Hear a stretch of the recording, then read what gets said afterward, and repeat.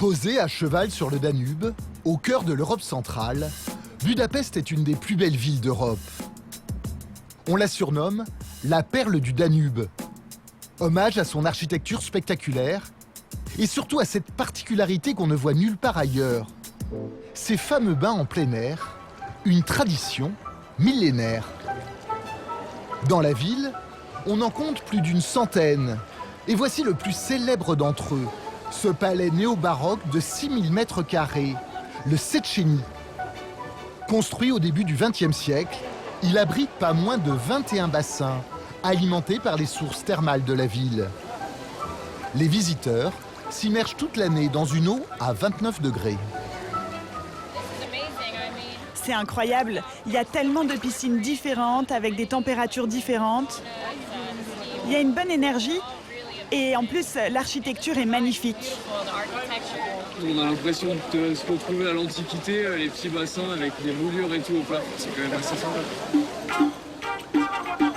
De l'autre côté du Danube, à Buda, une autre institution, le Gellert.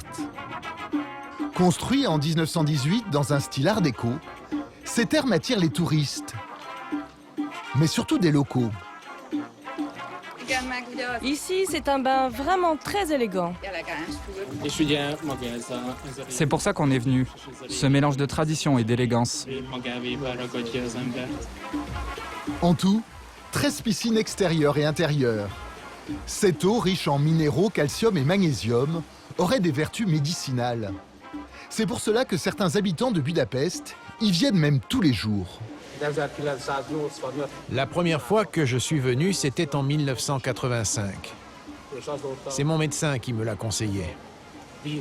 Grâce à cette eau, je suis en pleine forme. Mais à la nuit tombée, changement d'ambiance. Oubliez l'atmosphère relaxante. Les bains se transforment en boîte de nuit à ciel ouvert. Des fêtes comme on n'en voit nulle part ailleurs et qu'on appelle des sparties, c'est-à-dire des fêtes dans un spa. Alors, tu te balades? C'est une super soirée, c'est ce qu'il y a de mieux à Budapest. J'adore Budapest, j'adore!